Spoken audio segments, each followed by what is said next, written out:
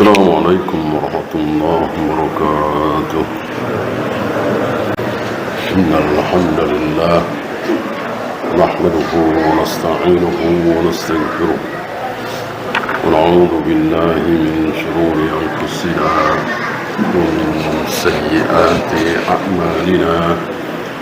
من يهده الله فلا مضل له ومن يضلل فلا هادي له.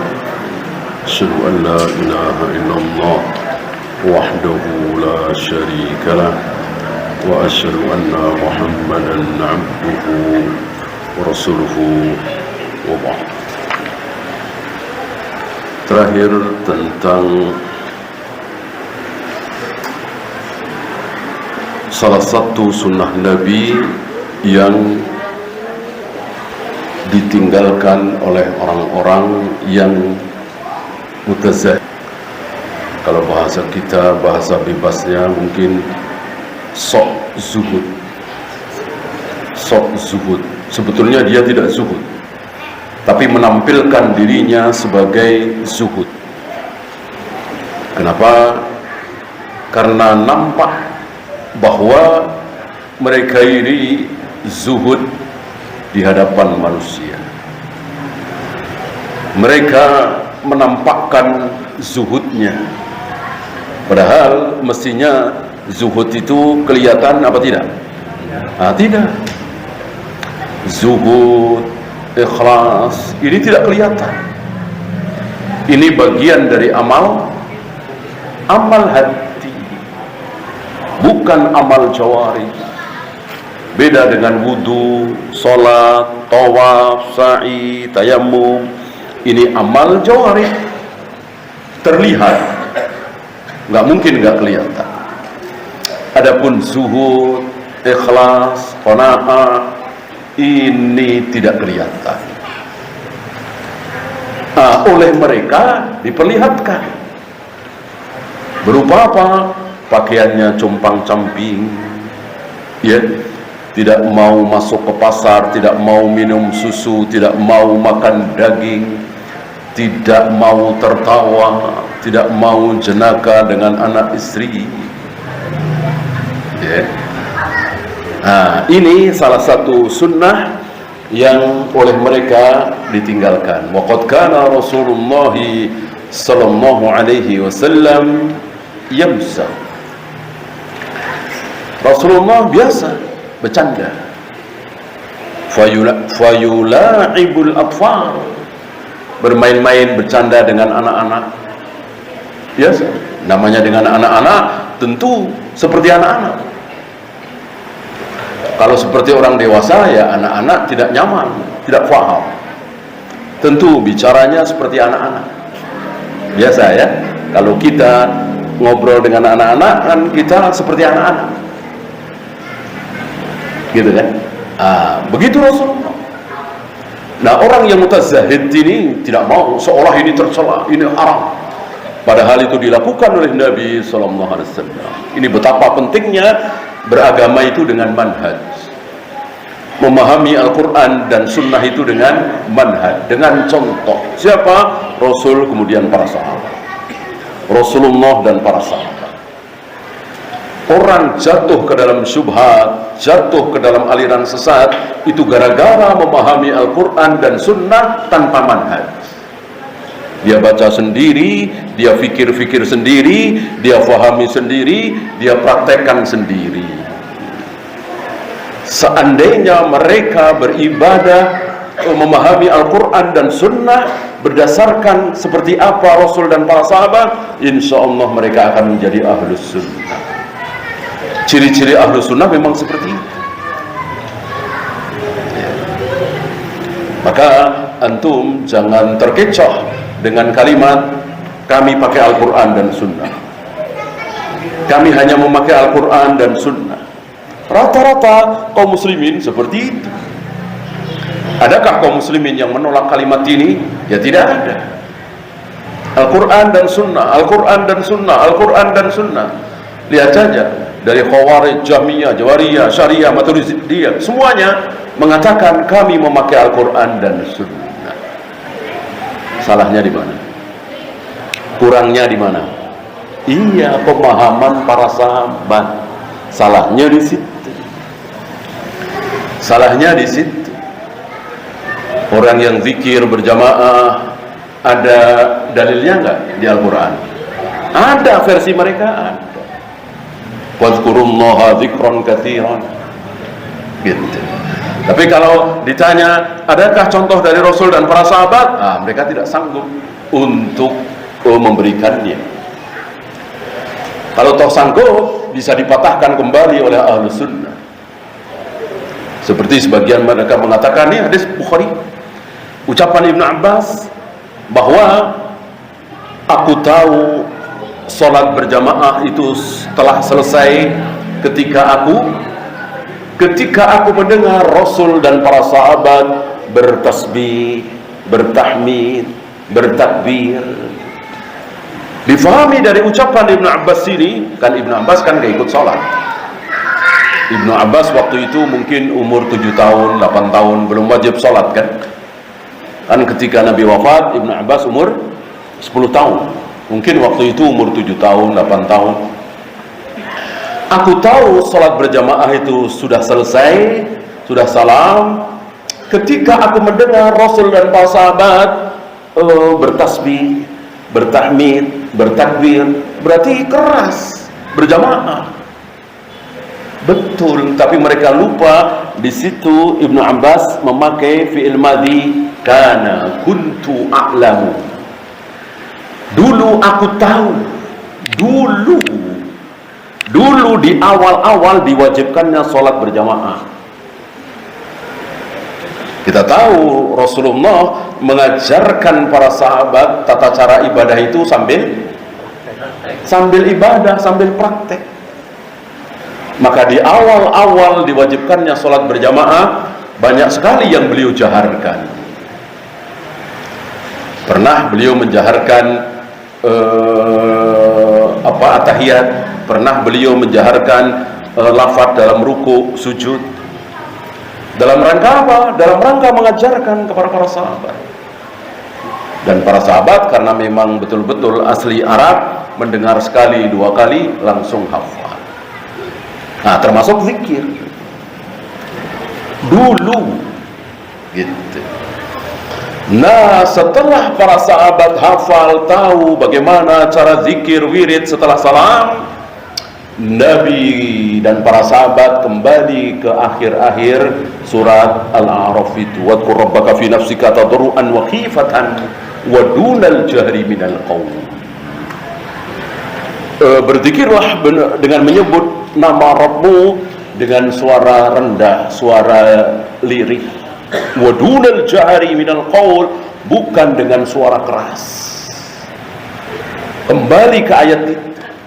Maka Rasulullah dan para sahabat menjahar demi mengajari. Setelah tahu, ya tidak lagi. Gitu ya. Selalu bisa dipatahkan oleh ahlu sunnah. Ucapan-ucapan, pendapat-pendapat, anggapan-anggapan ahlul bidah selalu dipatahkan oleh ahlu sunnah, termasuk itu.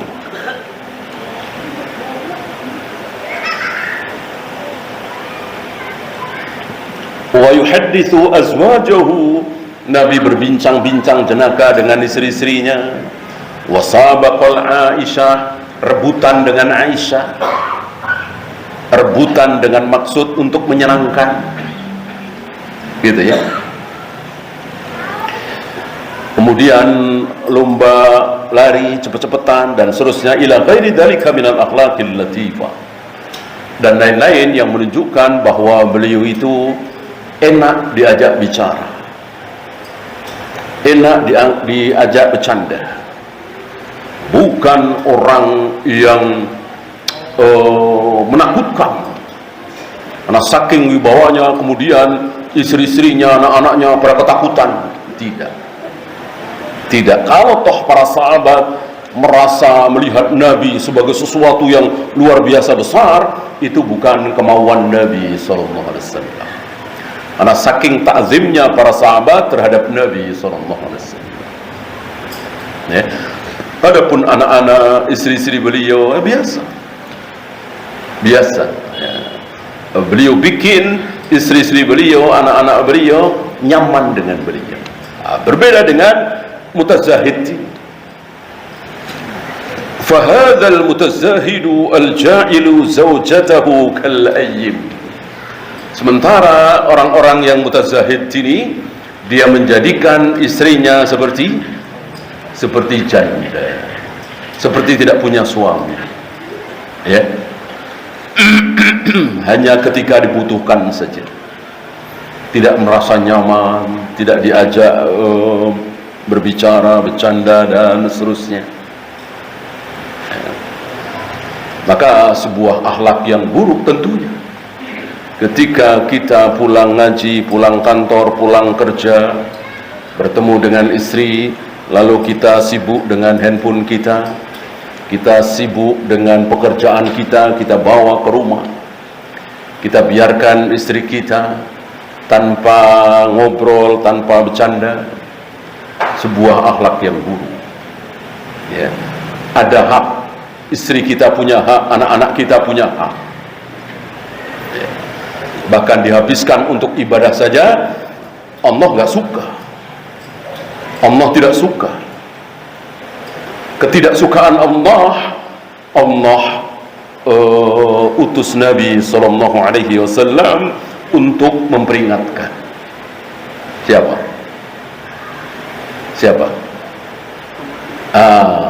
Abdullah bin Amr bin As.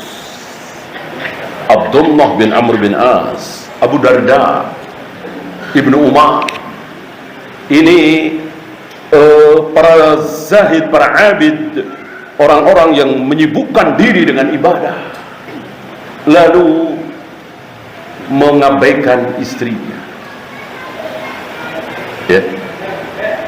Marah Allah, dan Allah utus Nabi alaihi salatu wassalam untuk menyampaikan kemarahan Allah ini kepada laki-laki yang menghabiskan malamnya untuk ibadah, membiarkan istrinya, ya, itu ibadah.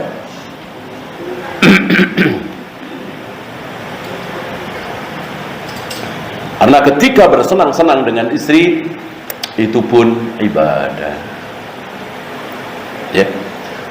Wa waladahu kal yatim. Mereka menjadikan anak-anaknya seperti anak yatim, seorang nggak punya ayah.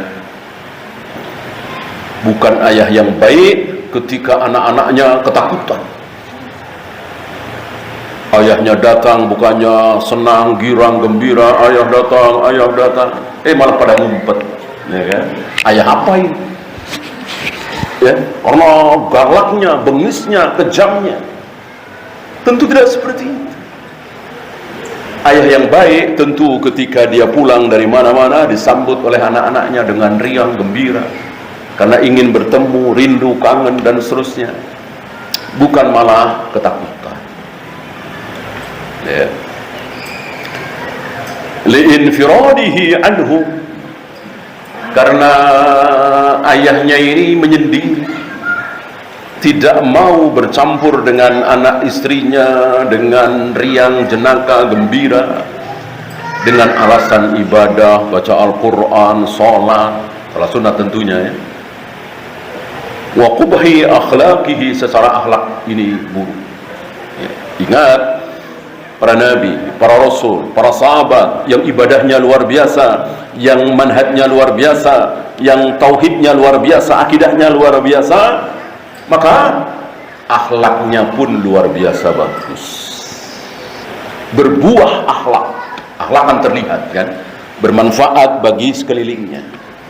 Kalau ibadah kan tidak. Kita tidak bisa mengambil manfaat dari ibadah seseorang.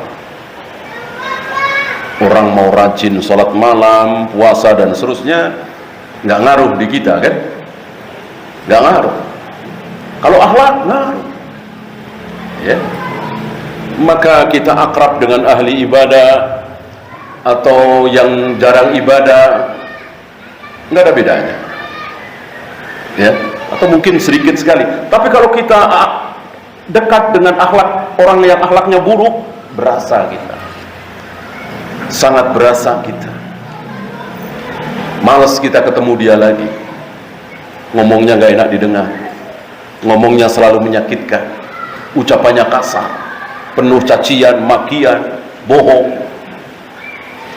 gitu ya. Sebaliknya ketika ucapannya enak didengar, tidak ada cacian, makian, hujatan, kita suka ketemu lagi, bergaul lagi. Walaupun urusan ibadah, urusan dia, kan gitu kan.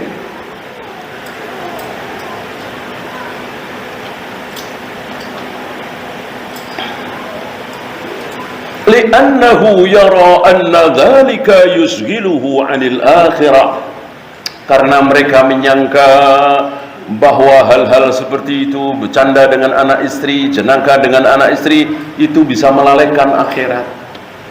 Kalau begitu Rasul dan para sahabat lalai dengan akhirat karena sering bercanda dengan anak istri. Tentu ada waktunya. Ada waktunya di mana kita khusyuk di hadapan Allah, kadang meneteskan air mata. Ada waktunya kita riang jenaka dengan anak istri. Ada waktunya, ada saatnya. Tidak sepanjang waktu, sepanjang masa berada dalam kehusuan. Ingat siapa ini? Ingat siapa antum?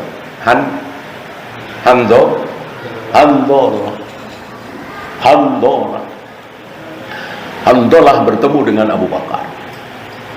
Abu Bakar bertanya, biasa sesama sahabat ketika saling bertemu menanyakan kabar. Dan kabar yang ditanyakan, yang dimaksud adalah kabar akhirat. Maksudnya kabar tentang keadaan agamanya. Bagaimana keadaanmu ya Handolah? Handolah menjawab, sepertinya aku seperti orang munafik. Kaget Abu Bakar. Kok begitu? Kok begitu? Bagaimana bisa?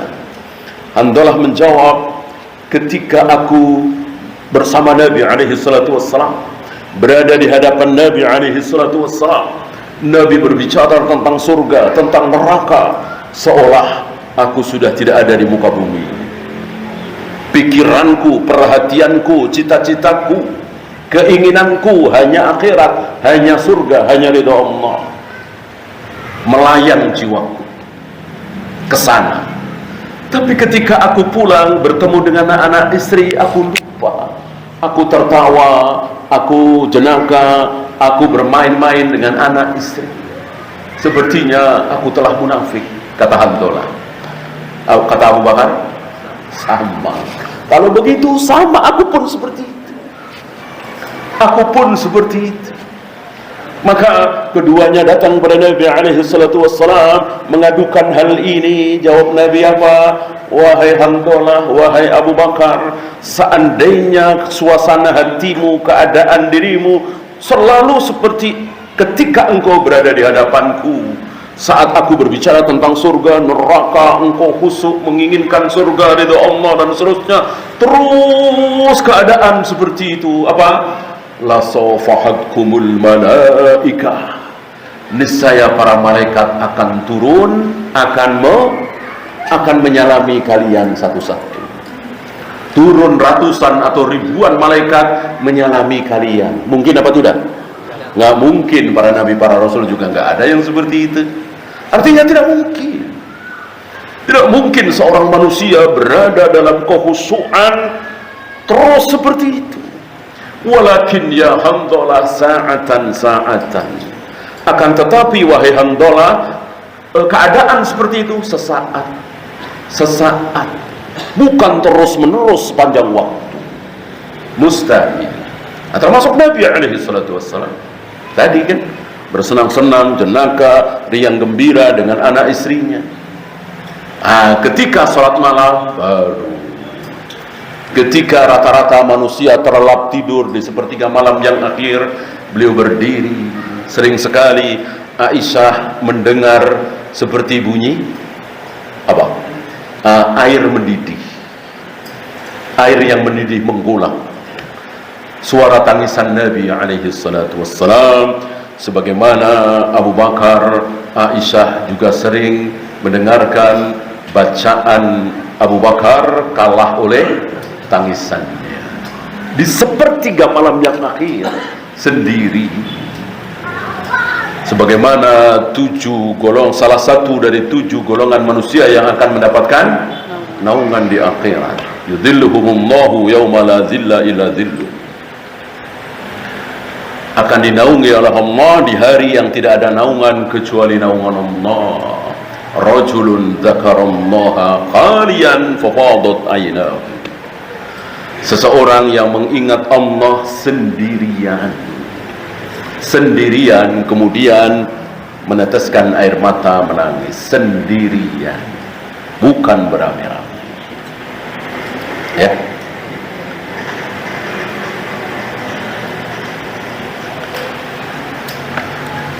ولا يدري لقلة علمه أن الانبساط إلى الأهل من العون على الآخرة. Mereka tidak tahu, si mutazahid ini tidak tahu karena minimnya ilmu, sedikitnya ilmu, karena kejahilannya dia tidak tahu bahwa bersenang-senang seperti itu bersama dengan anak istri justru itu menolong dia di akhirat. Ya, yang menarik dia ke neraka itu kalau istrinya menyuruh dia korupsi misalnya, mencuri misalnya. Kan tidak, ini sekedar senang-senang. Memang sunnahnya dalam satu keluarga itu bersenang-senang. Ya.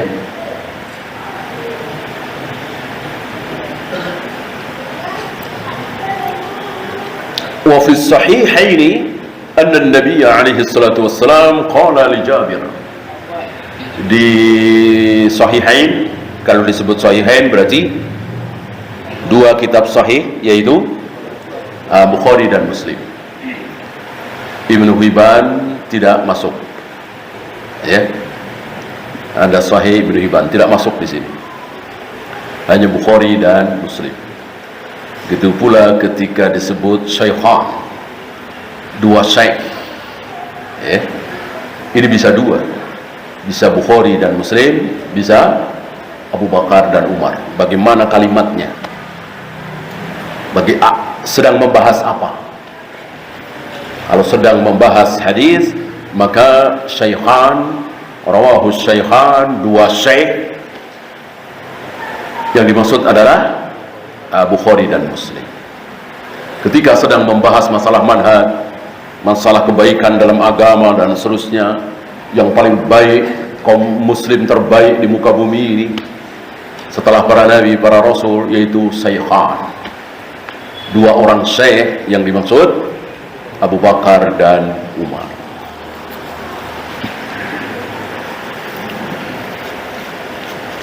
Anna an-nabiy sallallahu alaihi wasallam qala li Jabir, bahwa Nabi sallallahu alaihi wasallam pernah berkata kepada Jabir bin Abdullah, halla tazawwajta bikran. Ketika beberapa hari Jabir tidak nampak, lalu Nabi bertanya kepada Jabir ketika bertemu, kemana saja?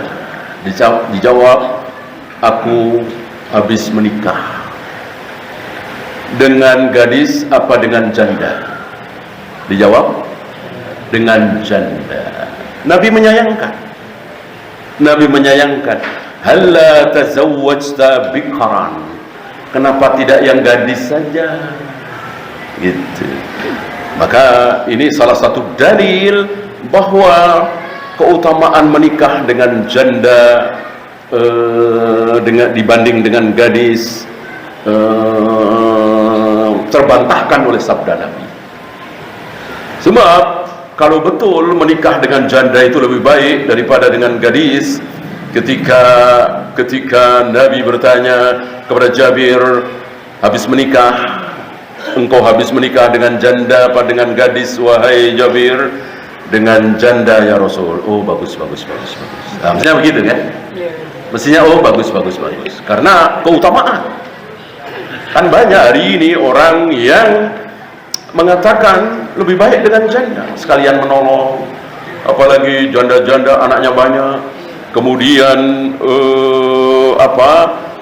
tua gitu ya. Terbantahkan dengan hadis ini, halla tazawwajta bikran, kenapa tidak dengan gadis, tulaibuha wa tulaibuka, engkau bisa bersenang-senang dengan dia, dia pun bersenang-senang denganmu. Gadis, ya kan? Kenapa dengan janda? Ya. Tidak disebutkan terusan hadis ini. Antum tahu terusannya? Jabir mengatakan, adikku banyak. Rupanya orang tuanya sudah tidak ada ya. Adikku banyak sekali, kecil-kecil. Sebagian riwayat mengatakan 10 ya. Tentu menjadi tanggung jawab. Aku tidak mau menikah lalu adikku jadi 11, ya kan? Kalau dengan gadis, ya antum tahu ya, gadis waktu itu ya belasan tahun lah, nggak kayak sekarang 30 tahun masih gadis, 35 tahun habis pilih-pilih, terlalu pilih-pilih, ya kan? Hari itu ya belasan, udah biasa. Nggak lama setelah balik langsung nikah. Maka kemaksiatan dalam hal syahwat betul-betul teredam. Nah, luar biasa. Antum bisa lihat lah, antum yang udah punya anak SMP, ya, nggak usah SMA, SMP, udah pada puber belum itu? Udah kan? Yang laki-laki ngomongin perempuan, yang perempuan ngomongin laki-laki. Mau dimanapun itu fitrah seperti itu. Apalagi SMA, apalagi kuliah, nikah masih lama, 27, 29, 30 ya.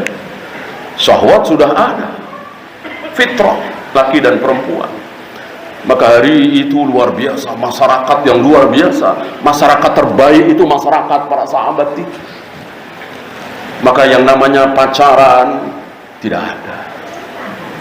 Sudah saling ada syahwat, menikah, tersalur syahwatnya dengan cara halal, disukai oleh Allah gitu.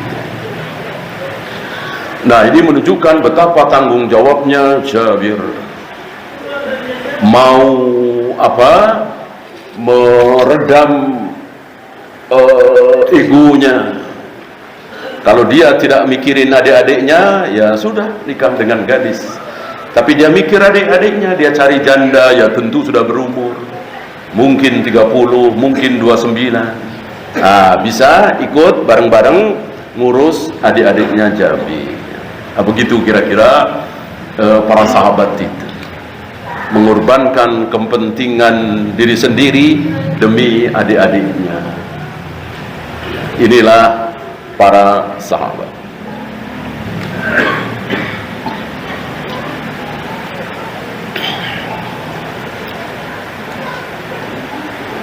Wa rubbama ghalaba ala hadzal mutazahid at-tajaffuf. Kadang-kadang orang-orang mutazahid ini, yang sok zuhud ini,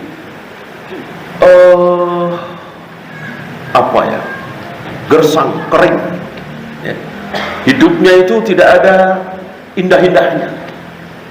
Jadi seolah mereka beranggapan di dalam kehidupan dunia ini harus pahit untuk mendapatkan manisnya surga nanti. Kalau yang membuat pahit itu Allah, ya kita terima, sabar. Kita nggak minta, kita dibikin cacat misalnya. Kita nggak mau, kita dibikin miskin misalnya. Ya kita sabar. Seperti saudara-saudara kita di Gaza, di Palestina, kan bukan maunya mereka. Tiba-tiba diserang, dibombardir, kemudian cacat, kemudian buta, kemudian pincang dan seterusnya. Ya sabar. Sabar. Tetapi ketika Allah tidak memberikan itu semua, justru memberikan yang baik. Uang ada, rezeki ada, rumah ada, makanan ada. Kenapa tidak dinikmati? Bolehkah menikmati? Boleh. Bolehkah menikmati makanan yang lezat? Boleh. Mana dalil? Nabi memuji beberapa makanan. Beberapa makanan dipuji oleh Nabi. Maksudnya lezatnya, enaknya menurut beliau tentunya. Dengan demikian beliau menikmati makanan. Maka makanan yang beliau tidak suka, beliau nggak makan. Tanpa mencaci. Ya. Maka jika antum tidak suka dengan satu makanan, tinggalkan. Jangan paksakan untuk makan sebagaimana Nabi SAW. Tapi jangan mencaci. Mencaci tidak boleh.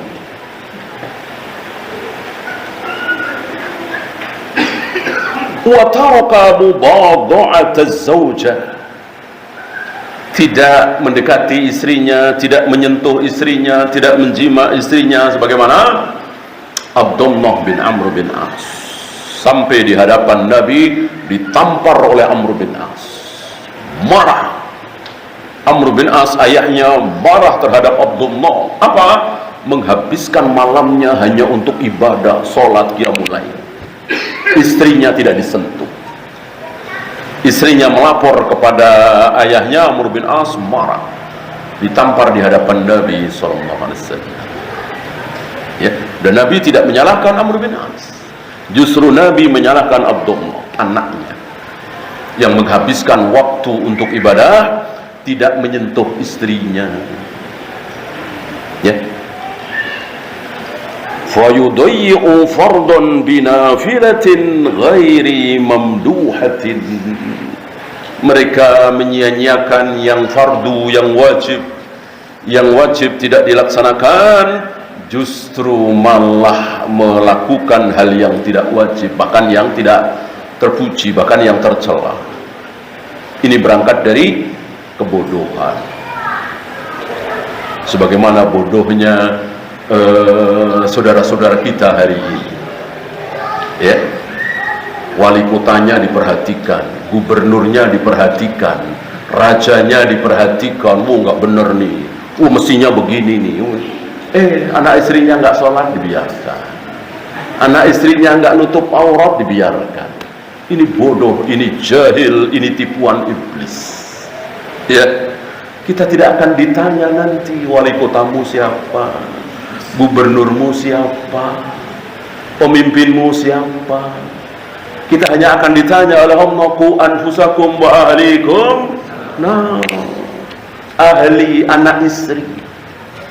Bahkan orang tua, mertua, paman, bibi, enggak ada dalil itu. Maka kita diam saja ketika mertua kita, orang tua kita, paman, bibi kita berbuat maksiat, kita tidak akan ditanya. Yang ditanya anak istri. Anak istri. Kalau kita berpikir begini semua, insya Allah. Jadi perhatian kita semua adalah kepada anak istri. Semua perhatian terhadap anak istri. Kan tidak terlalu berat. Betapa beratnya kalau kita disuruh memperhatikan anak, istri, orang tua, mertua, ayah, paman, bibi. Betapa beratnya. La yukallifullahu nafsan illa wus'aha. Ya, maka cukup bagi kita, Allah memerintahkan cukup anak istri.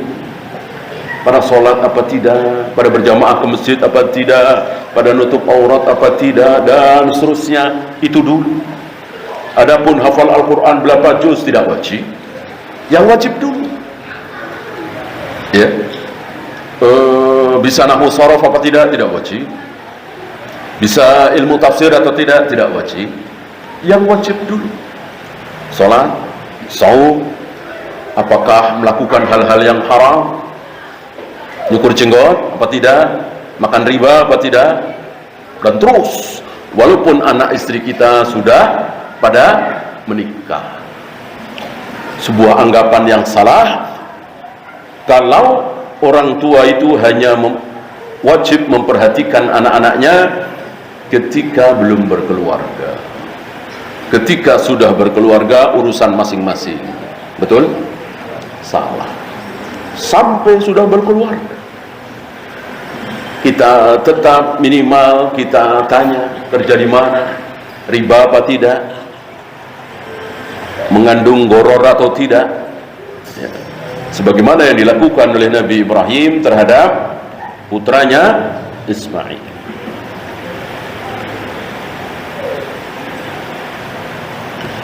Wa minaz zuhadi man yara amalahu fayu'jibuhu. Dan di antara orang-orang yang sok zuhud itu, ada yang melihat amalnya, sholat dia, puasa dia, bangun malam dia, baca Al-Quran dia, zikirnya, wiridnya, dia lihat, dia ingat-ingat. Fayu'jibuhu, ya. Lalu dia merasa ujub sendiri, merasa takjub dengan dirinya, merasa besar, merasa hebat, ahli ibadah, ya. Falau kila lahu anta min autadil ard, sehingga ketika dikatakan anda itu autadul ard, autad itu pancangnya, tiangnya untuk bumi, ya. Ini istilah yang bid'ah, istilah torekot-torekot sufiyah. Di dunia sufi itu ada istilah-istilah bid'ah, salah satunya ini autadul ard. Ada istilah kasyaf, mukasyafah, apa? Terbuka hijab, gitu. Jadi orang kalau soleh, wali-wali Allah, sudah dekat dengan Allah, itu terbuka hijabnya. Besok akan terjadi apa tahu, besok akan ada apa tahu, katanya. Ini istilah bid'ah. Ada lagi wali kutub, wali abdal. Ini istilah bid'ah di dunia sufi. Wali tertinggi, wali yang pasti ada gantinya, dan itu setiap 100 tahun. Maka di antara mereka ada yang meminta tolong kepada ghaithu hadzal zaman. Ini pun istilah bid'ah, sang penolong zaman ini. Maksudnya bukan Allah, maksudnya wali kutub itu wali abdan. Maka sering mereka mengucapkan ya ghaitha hadzal zaman, wahai sang penolong zaman ini. Bagi mereka itu pasti ada setiap 100 tahun sekali. Kalau sabda Nabi setiap 100 tahun itu kan mujaddid, artinya yang memahami Al-Quran, Sunnah sesuai pemahaman salaf, mengajak kaum muslimin kembali ke manhaj salaf. Kalau ini tidak, boro-boro mengajak kaum muslimin ke manhaj salaf, kembali ke agamanya Rasul dan para sahabat, justru mereka membuat bid'ah. Ya, ya ghaithu hadzal zaman, wahai sang penolong zaman ini. Ini istilah-istilah bid'ah dari kaum sufiyah. Termasuk ini autadul ard, tiang pancangnya bumi, seolah kalau tidak ada dia, bumi itu berguncang, bergerak terus.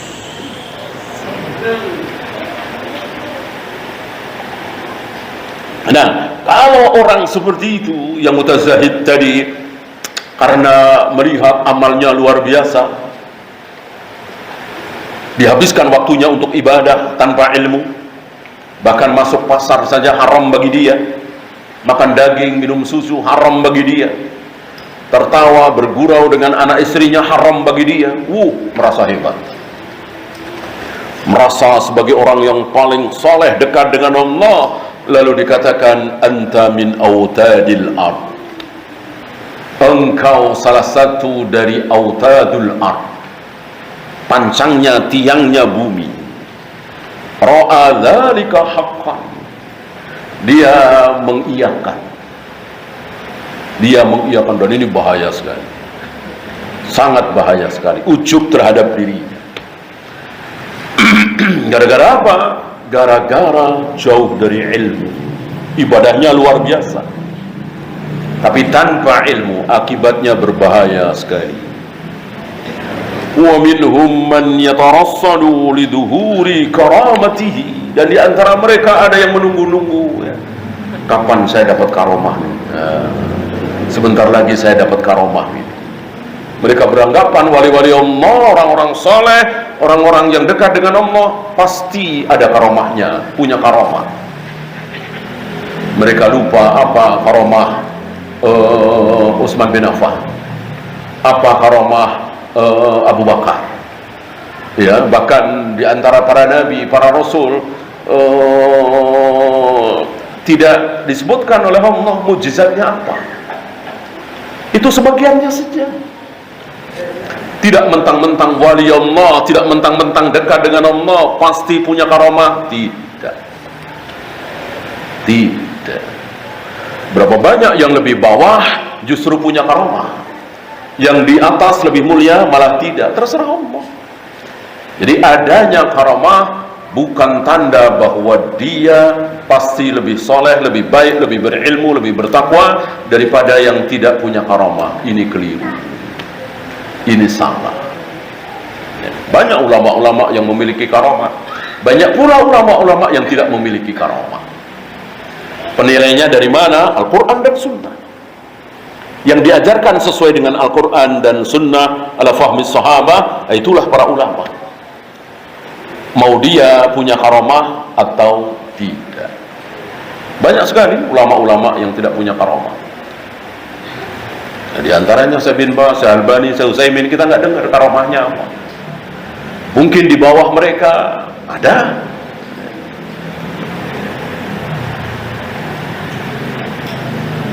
Jadi sekali lagi, karomah itu bukan ukuran.